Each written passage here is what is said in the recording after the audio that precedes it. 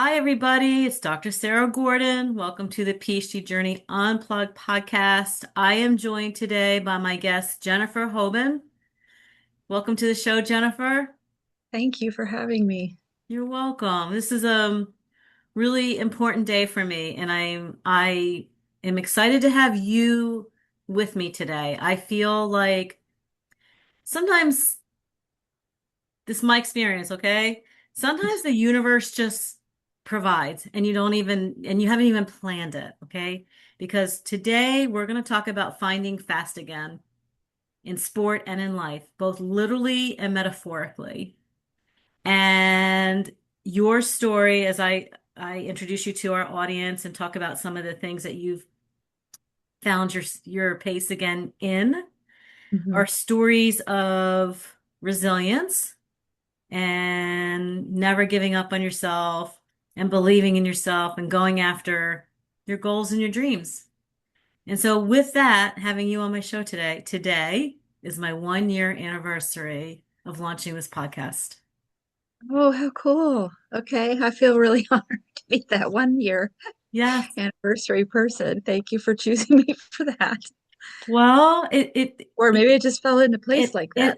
it it aligned that way. And the more I've learned about you, the more I've read about you, you are the perfect person to share this moment with me today with. So I am really grateful for it. And it was um, May 21st last year. It's episode 1 if you go onto my YouTube channel. And I had just finished my PhD, and I graduated on May 1st last year. I didn't know what I wanted to do with it and decided to launch a podcast. And the very first episodes were all about finding fast again, right? Finding yourself, moving forward and going towards your goals and and not always knowing exactly what that looks like. So thank you. Thank you for being with me today. My pleasure. Okay. So Jennifer, not to put you on the spot, but I know that you're a coach. You Hmm. coach triathlon Yeah. and amongst other things. I'm gonna let you talk a little bit about, that. And and you've been in the sport since 1993. Hmm. Um, Yeah. and I know through some of the articles that I've written for Triathlete magazine that talk about what it was like then. Hmm. Um, and the Dan Skins women's series and triathlon. Like you were at the Hmm. forefront of all of that. So I'm going to Yeah. have a really interesting perspective on this conversation. Yeah. I started coaching in 1993, swimming specifically.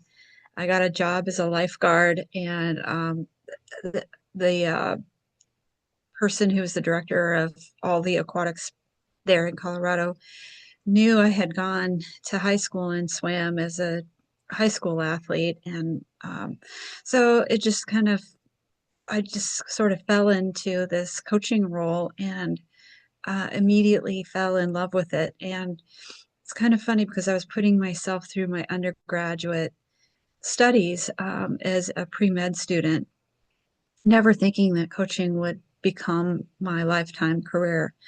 But I so loved it and so loved those kids. And I stayed in that role with that particular team for 6 years. Meanwhile, riding my bike every day to and from campus, which was not a small task. It was 22, 24 miles to and from. And I rode every day except Wow. for blizzard days Wow. to, and in October that same year, we were on the couch. I was sitting with my aunt who had a terminal lung disease, and we were watching the Kona coverage.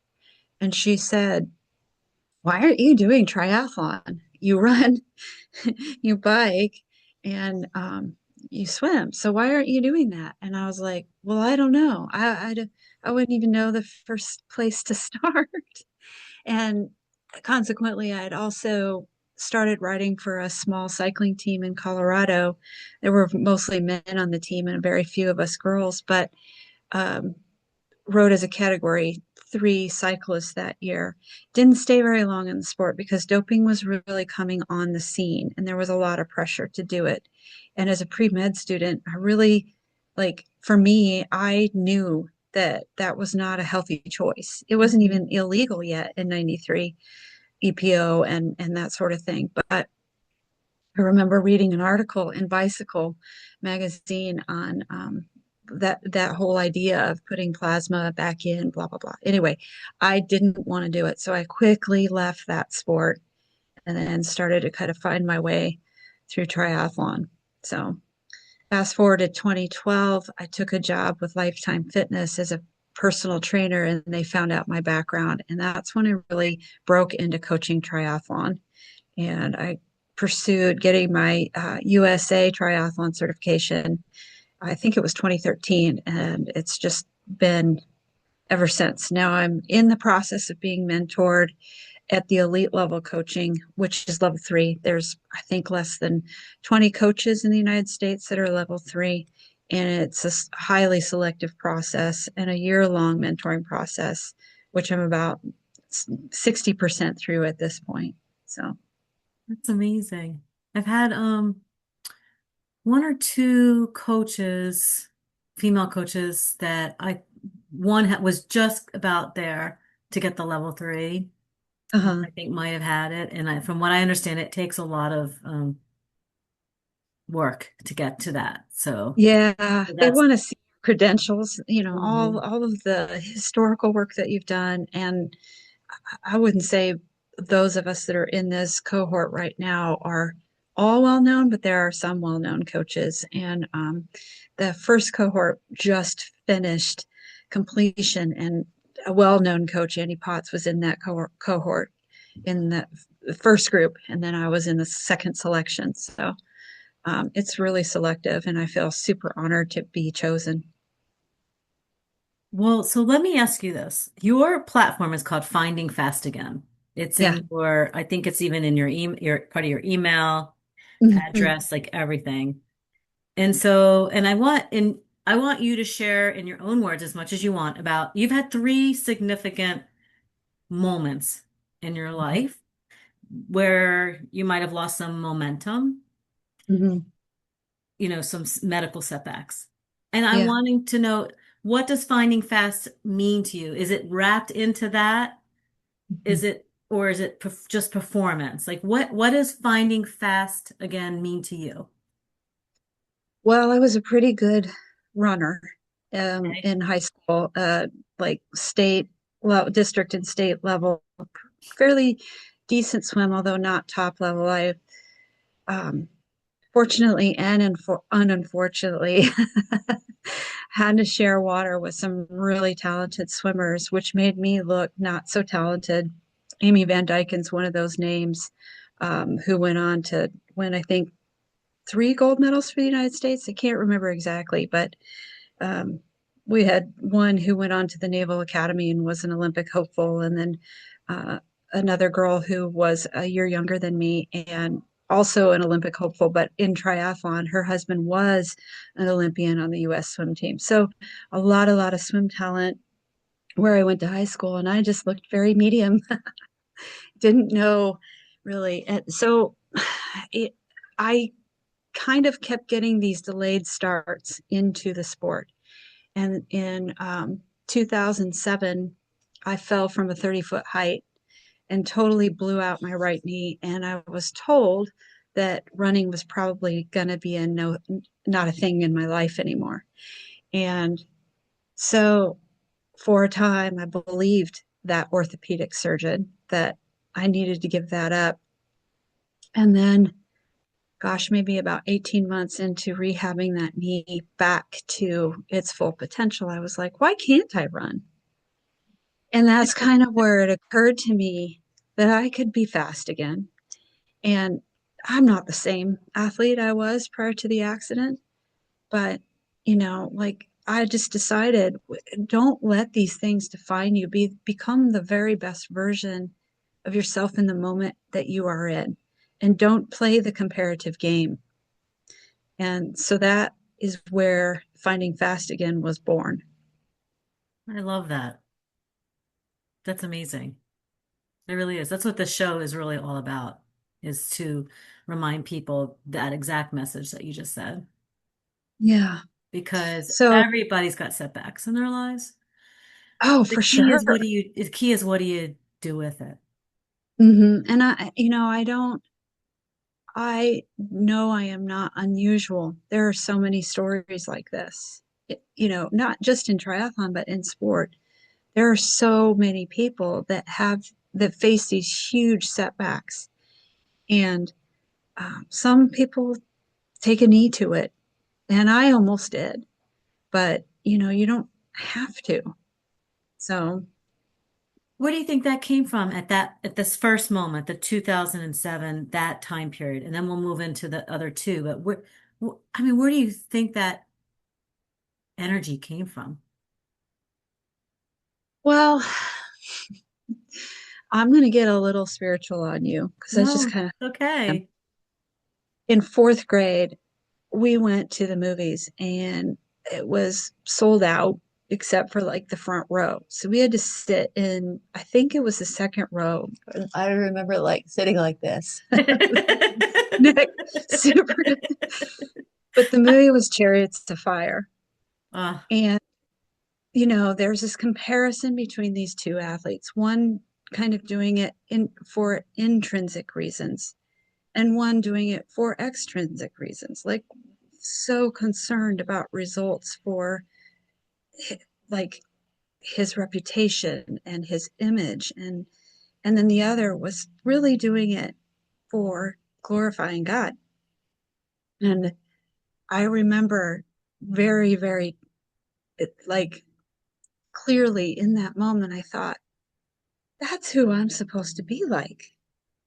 And I had already fallen in love with running at that point and swimming. I was just 10. But there's a line in the movie and it said, God made me fast. And when I running fast, I feel his pleasure. And so for me, that impacted my very young life. And then it continued to grow into my adult years. And I don't view the three things, ironically, I've had three major setbacks, as you mentioned, but they seem to have come once a decade. So I've I've entered my 50s and I'm like, no more, God. I get got the it. I mess. get it. You I got the totally get lesson. it. Being an overcomer. But that was my purpose. See, it was maybe never to be an Olympian like I dreamed when I was 10, but it was to be an overcomer and to be an influence on other people that need to reach further within themselves, but it's not necessarily for self. It validates, if you will, the very premise of Christianity.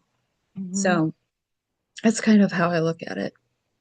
That's beautiful. Thank you for sharing that. And I think that for community too. You learn, it's like it's not just about yourself. It's what you can give to everybody else too, and teach people within the community. I Yep. just went down to Florida, experienced it myself, took my first road trip, completed a triathlon.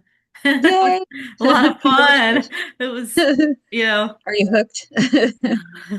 yes, get ready to Yeah. sign up for the next one. But you just see the best of humanity come out. It's really a beautiful thing. So Yeah. I love you. I love that you just shared all that. So, so then what in 2012, how did you find Fast Again? So I started coaching and I was not competing.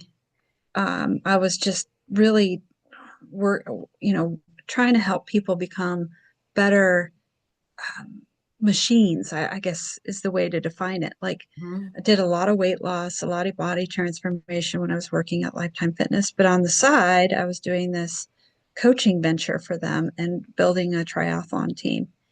And I want to say it was 2016. One of my athletes that I still coach today said, Coach, I double dog dare you.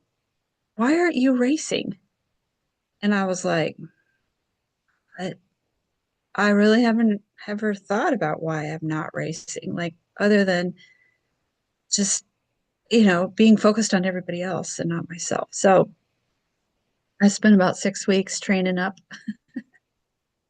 and went to a local race in Colorado with I think 16 athletes went with me, and I won the race. And, it was like, oh, I do still have this in me. And that was kind of the rest is history after that. So, uh, of course I got teased because it was like this dare, right? And they had never actually seen me swim or seen me run or seen me ride my bike. And so, it was kind of a victorious day, I think, for them as much as it is for me. I think people, when they trust you, they entrust you with their training, and then they get to see you put into play the practice that you're making them do, all the misery and the sweat sessions and so forth, and then you're now doing it with them. It just there's another level of validation, I guess. Absolutely. Yeah, And um I want to explain to our listeners, I just want to say, and I'm not gonna, spend too much time there, but in 2020, in 2007, you had the fall. yeah. 2012, you worked through thyroid cancer, Hmm. and 2020, TBI. Yeah, yeah. With all that aside, those are your three moments, right? Yeah. You are now an international athlete. You compete on the world stage. You've placed first for the USA and top 10 in the world for triathlon. You do gravel racing. Mhm. So when you took that moment, so, yeah, let's try racing, and you've gone to the top in the world. Yeah, it's pretty cool. So you definitely found fast again after those three, setbacks and just life in general. So how'd you get there? um I know a lot of hard work, but how else? I think really coming to terms with, I mean, here's the thing. The metabolic cancer, thyroid cancer is metabolic cancer. Um, it taught me a it taught me a different perspective on nutrition and how nutrition interplays into the way you train. In other words, zone training, heart rate based training, power based training, and nutrition are very, very connected. And I think having experienced having a hypothyroid condition, that's Mhm. essentially what I am without a thyroid, uh, um, and learning how to make energy. And it's not that I eat a perfect diet, I don't, but understanding the efforts, meaning lactate and anaerobic threshold, and then fat oxidation, have so much to do with how we eat as well.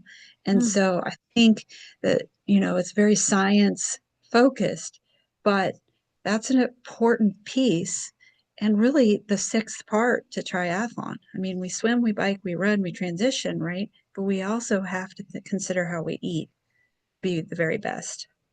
And then because we're talking about it from a medical standpoint and a metabolic point of view, then we start to participate, or sorry, particulate out how to sustain the efforts that are going to increase your aerobic capacity, but also improve how you um, buffer lactate and improve how you respond to the anaerobic efforts. And Hmm. so, from some of this has been years of learning. I mean, I started competing in 2017 again, and I made the Team USA in 2019. But my best finish up to that point at Worlds was like 32nd.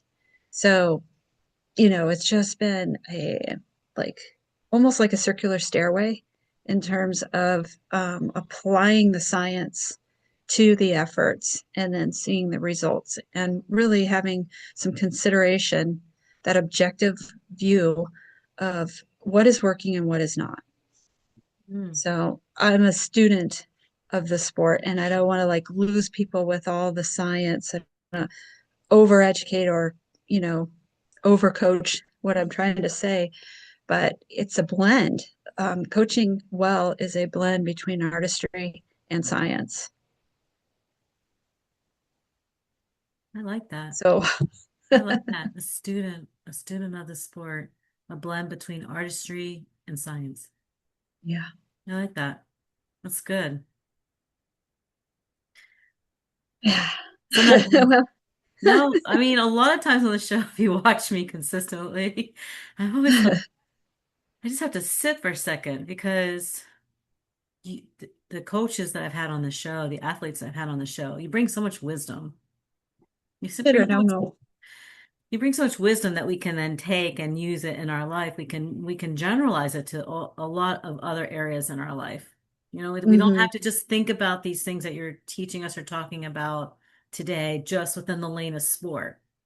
We can Yeah. use it, and I'm curious, as we talk about this, the third setback in 2020, the TBI, how do you use all these lessons from sport to then get through something like that? Because that's a tough one. Because I had a concussion 2 years ago, and I still feel sometimes like maybe it was a moderate concussion, but it happened in the pool. But I still sometimes feel like I struggle with some of it, and it's hard to understand, is that it? Is it not it? I don't know. I'm just curious in your experience, how did that continue to push you forward? Well, you know, so I don't really have memory of much of that day that the accident happened. And I don't have clear memory of probably about 6 weeks following the accident. I have snippets of memory. And the one thing I can tell you is that was my third setback, as we've already discussed. And I had already developed this mindset of pursuit, like not giving up no matter what. And so that was already kind of a personality subset of me. Um, I definitely had physicians who said to me things like, if you hit your head again, it will probably kill you. And I remember responding to one of them and I said, well, if I die riding my bike, celebrate because I was doing something I genuinely love. And so I think for me, it was setting aside fear and just trying to live every minute like it's a gift because I do wake up now with this attitude of I have more to do today, and that's a gift.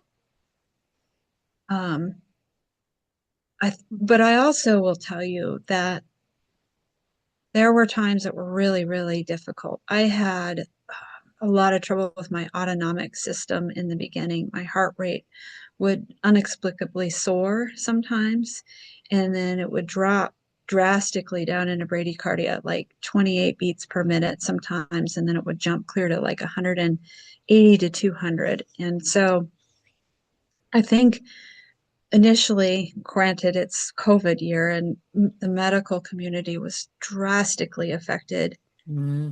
by that. I think a lot of people who needed other care were sort of not taken care of because the community was so consumed with COVID. Right. That's a valid observation. So I called Ask a Nurse one morning because I was having a day like that where I like just I would stand up and my heart rate would soar, but then I'd feel like I was going to pass out. And she convinced me to go to the ER. And right away, they took me back, and I failed a stress test, and they had a heart monitor on me and put me through to cardiology very quickly. And it was interesting because my cardiology had me get an echocardiogram, and it was my fifth echocardiogram. I've had a number of them because I did have rheumatic fever as a young person. I didn't even mention that. So I have a significant heart valve issue in You're my amazing.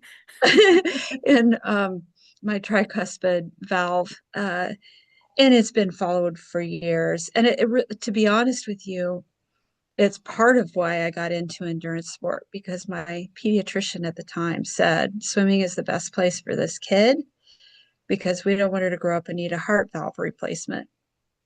And so I'd already come to that point of view of practice, just trying to take care of myself for longevity. Anyway, back to the cardiologist. She said to me, "This is not a cardiology issue. This is a neurology issue. You have the heart of like a 16-year-old." Hmm. And she said, we've got to get you back to neurology. And the hard part is, I never to this day have gotten in to see a neurologist. I went to a vestibular therapist, I had acupuncture, I saw a sports medicine doctor, chiropractic, and I also did cranial sacral therapy. I did all these other modalities because I couldn't even get in to see a neurologist at the time. The wait was like 18 months Wow. after that head injury. So I had pretty much had to figure this out by myself. And I guess I had had lots of practice of figuring things out by myself. Well, well, you said something earlier on about intrinsic motivation, and I think that's where it comes from. I think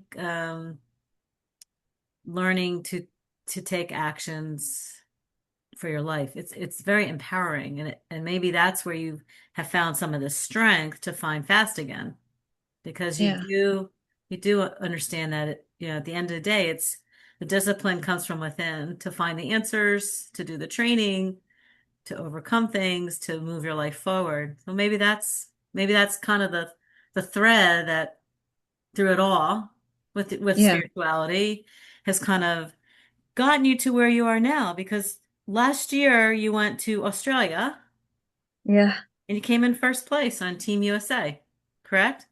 Am I saying yeah, that correctly? And eighth in the world. yeah, First yeah.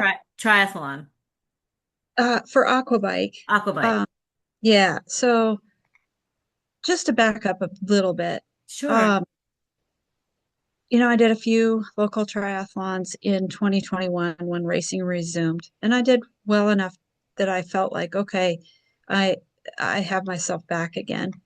And then I went to Nebraska for Gravel Worlds, and I wanted to do well, but I never dreamed. And I won that title. That was a world championship. That was my first win at a world championship.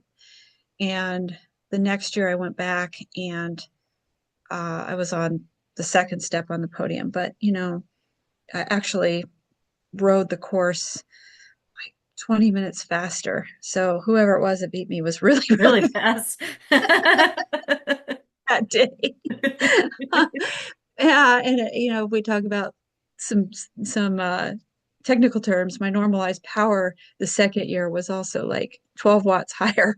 So I had legitimately ridden harder and faster and didn't win that year. But then I went to Spain, Torremolinos, Spain for World Championship, and that was my first time breaking into the top 10 in the world. And I was the first athlete for the United States there too. So I won the national title at the national championship in May that year. And then I went to Spain and I was first for the US and ninth.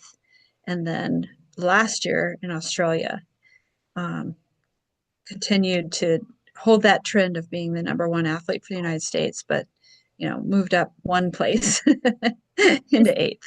is that categorized by gender and age, or just Yes. over? Yes. Okay. Yeah, That's yeah. So incredible. yeah, 50 to 54-year-old women.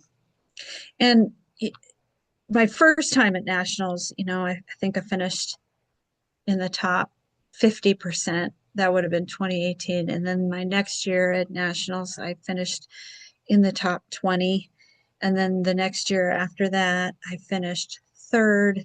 And then I took the podium the next couple of years. So Are it's you just been a gradual step up in improving. It's incredible. Are you competing in 2026, or is that already passed? Yeah, no. So I made the decision not to compete at Worlds in 2026 because my partner Scott is also qualified for 70.3 Worlds, and they're 10 days apart. And that's in Nice, France. And we just decided that dragging two bicycles around Europe for 2 weeks, and he would race first, and then I would, and I'd lose a lot of fitness during that time period. So I'm sitting this one out. I'm Yeah, planning to go to Hamburg next year. Yeah. that's amazing.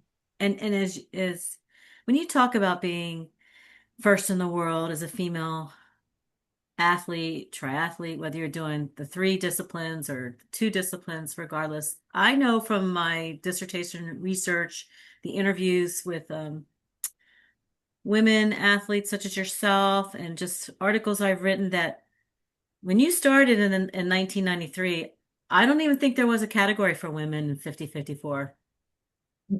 I think so. It's incredible to consider how the sport has grown, how women have grown in the sport, Yeah. and how it has evolved over the years. Well, I can tell you my second year at nationals, we all of us women were in the water, and that would have been the 45 to 49 age category.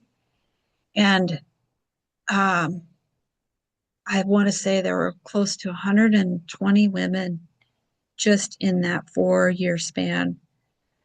It was literally shoulder to shoulder with one arm on on the boat dock.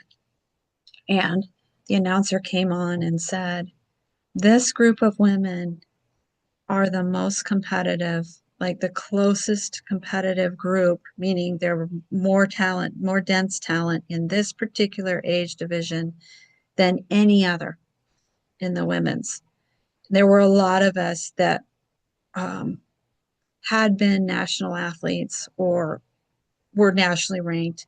There's a gal that I'm very good friends with in Colorado that is like the number two athlete in the world. That she's a couple years older than me. So sometimes we're in the same age division, sometimes we're not. And I'm always like, yay, when you age up, yay, because she's faster than me. But she's been competing for 25 years and like she's historically usually wins the world championship. She's it's just so densely talented in that age range. And I think it's because there are a lot of us that were kind of spearheading the sport for women. Hmm. And so Right. it's very dense with talent, and there's a lot of us. It's a hard thing to qualify even for nationals in my age division. That's So, remarkable. And the other observation that I have seen is that back when you started in those early years, because uh, would you, I mean, you're a pioneer of the sport, I right? don't know that I would call At myself least a for female pioneer, but women, for women, okay. Yeah, right? But I'm just saying, did you see people in their 60s, 70s, and 80s out there? absolutely not. No, no, No. no. It And was a bunch of now, folks that were flying around in Speedos and I do we have to. didn't we didn't have any of that kind of specialized gear that the athletes have nowadays. I wrote about that story. If you Google it, Sarah Gordon Triathlete Magazine, what's the title of it now? What it was like in the formative freewheeling years. It's all those types of stories. They're Yeah, great. What it was like when. But if you go to a sport now, excuse me, and even if you go to worlds or nationals, you're seeing people in these older age groups, yeah, which is yeah, which is yeah. great. It really is. It's for me, I love the fact that we've got young people there in the junior division all the way up to people that are in their 80s. It's Yeah. pretty amazing. And I mean, that's partially what I love so much about this sport because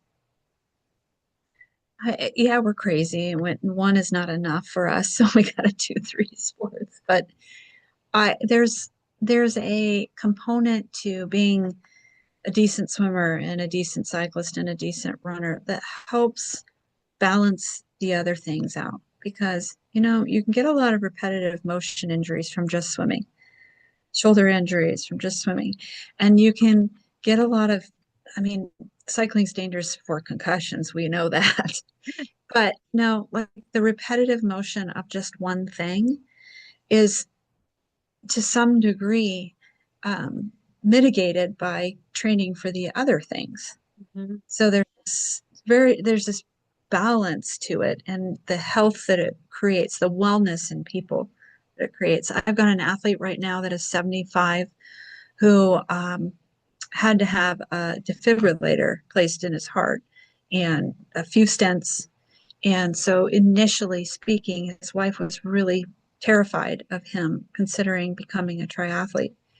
And I've got some experience with cardiac rehab being in the medical field in my past. And so I managed his training in such a way that we got his heart health and his respiratory system up to par. And he just went to multi-sport nationals last week and qualified for his first world's slot. And he told me, he said, I can't even believe that my first triathlon is going to be nationals and I'm going to be able to call myself a triathlete. And then, and then he qualified for worlds and he accepted a slot to Edmonton. It's really a cool thing to get to be a part of.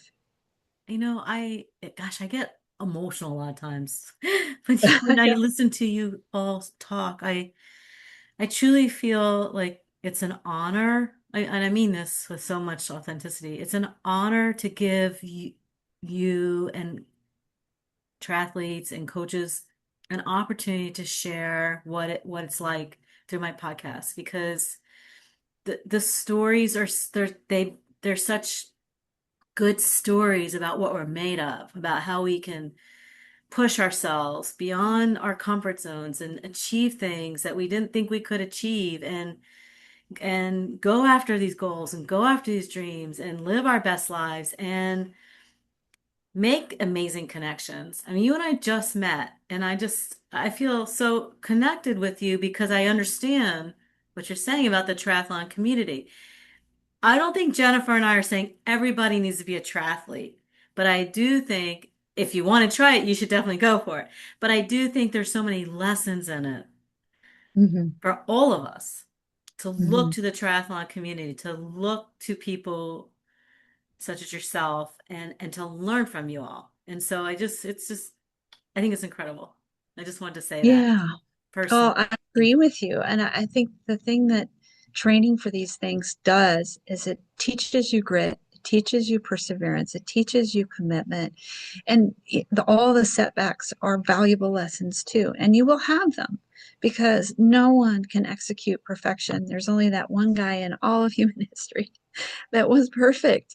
And so, when you start to come to terms with your imperfections, and yet your imperfections make you better, like there is such value in that beyond sport, value in how you pursue your relationships, how you how you navigate through work, how you navigate through your own things that are sometimes up in here that are these personal battles, right?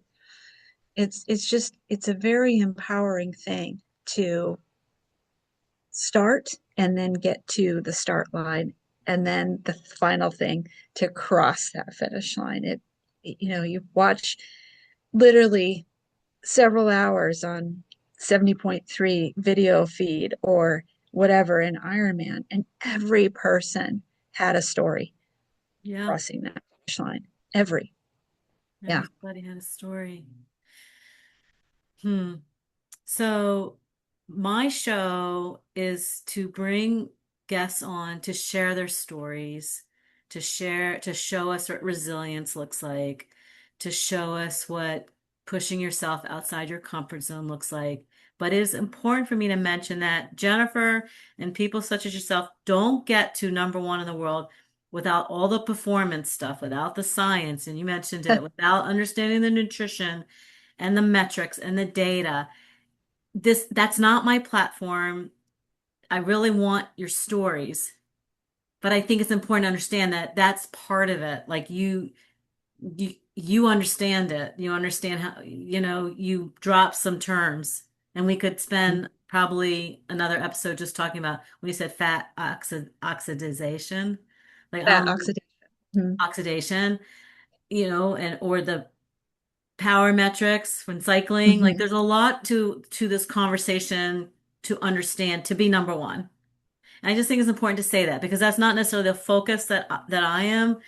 Mhm. I want to hear your stories but I think it's important to just make that point that these stories are inspiring, but there's a lot that goes on behind the scenes in terms of Yeah. understanding the science in it all. Yeah. Yeah, Sarah. There's work ethic and there's talent, and you know, you have to have some gifting, and that isn't something to be prideful about. It's just you are not, and then really a lot of work. Takes a lot of work. Um, and this is something that would be beneficial for people to understand. Your average age grouper can train somewhere between 12 and 15 hours a week, and that's doing a lot. When you really think about 15 hours of training in a span of 7 days, that can be, several hours a day, and that feels like a lot.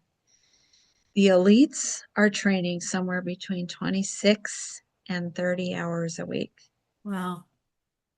And I think that's helpful for people to really understand because there's a lot of daydreaming that goes on when you first start the sport about how good you're going to be. And then Right. you get on the start line and you get humbled really quick. And my grandfather used to say, be the hardest worker you know. And even still, there's going to be somebody more talented and working harder than you ever imagined. And, so that's an important piece, I think, to impart to people because don't be afraid of it. It's the work will make you excellent, an excellent human, but it does take work. It's not just going to fall naturally into place. It took me years to get to the point where I could say I'm all American status and number one for the United States. Here I am in my 50s. No, it's amazing. I I didn't realize what a role model actually you are. So, I just read it. Now I get to it comes to life, talking about it. Um, I like to say from based on my PhD journey, we all get to choose our hard, right? Hmm. And when you choose, because there's a lot of hard that we don't choose. Yeah. You still have to Yeah. overcome it. But when you choose your hard and you're there because you want to be there, then it becomes deeply meaningful. Hmm. And it doesn't mean it's going to be easy, Right. but it's like you said when you cross the finish line, right? Yeah. It's a personal journey, and then I guess what am I trying to say? It's a personal journey, but then you realize you're part of a community of people that are Yeah. all, on that same journey. So it's powerful stuff. Yeah.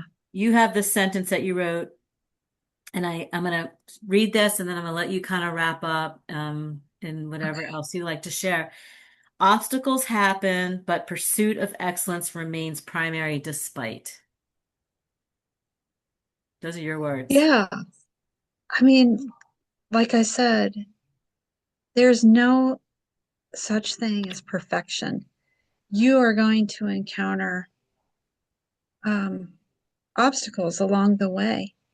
And I think that if you're in pursuit of excellence, excellence being not perfect, understanding the difference between the two things, you're in pursuit of excellence, you're going to rise to a level that you maybe don't even have the capacity to imagine. And that's a really incredibly empowering tool when people start to see that.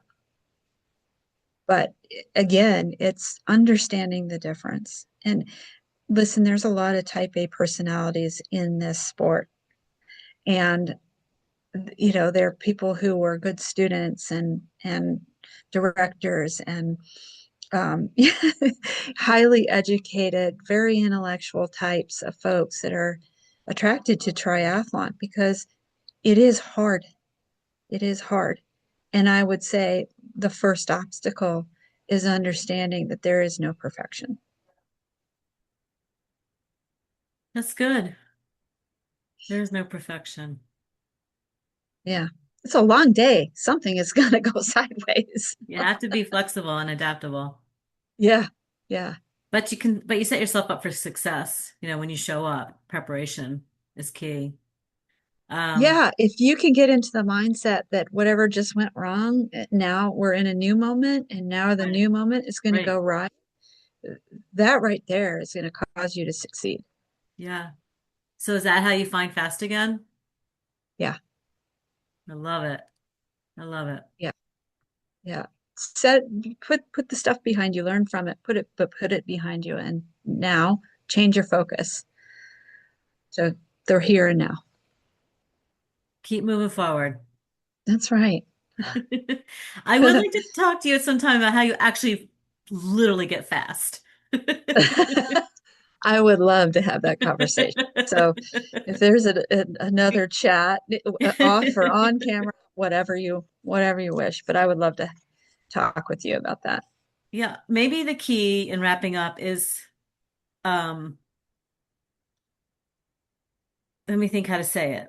Finding fat, tell me if I'm right, and then I'll let you we'll sign off, but finding fast again is mindset. Yeah. It's mindset. Yeah, it is. It's mindset. And that has to be developed right along with all the other things. I would say it probably needs to be a primary focus in the very beginning, but you never forget it. You have to keep it in the forefront. And unfortunately, I've seen a lot of athletes get better at sport and they're good in the beginning about understanding the mentality of it. And then they start to succeed and they begin to just rest on that laurel and stop worrying about training this. Hmm. And that's perilous. That's where people lose their focus and their drive. And that's where goals start to become far more extrinsic, performance based. And I'm telling you, that is a black hole for athletes.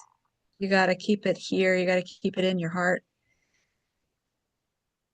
Got to Yeah. keep it in your heart. Yep. Well, Jennifer, let's end on that because I'm a firm believer of that for so many things in life. Keep it in your Yeah. heart. Your heart can speak volumes in how you present yourself in the world. Thank you for being with me today. My pleasure. And On thank my you for having me. Yes, and on my 1 year anniversary, when there's so many times over this past year, I doubted, should I do it? Is this my path? All those things that we have to talk through ourselves to remind us that we are good enough. You know what I'm saying? We that we are good enough to believe in ourselves, I guess is what I'm trying to say. And so Yeah. here I am a year later with somebody such as yourself who has demonstrated what this whole platform is about. Excellence, pursuing excellence, even in the face of obstacles, finding fast again after setbacks, forward motion, forward momentum, whatever that pace may be for the people listening today. So I am very grateful. I wish Me you too. I wish you Me- all the best. I'm gonna just sign off and stay right Okay. there. Everybody, you heard it right here from Jennifer Hoban. And wish you all the best as you pursue your next goals. And thank you for teaching us and educating us today on the PhD Journey Unplugged. Oh, my pleasure. Thank you for having me. All right. Bye, everybody. Thank you. Bye.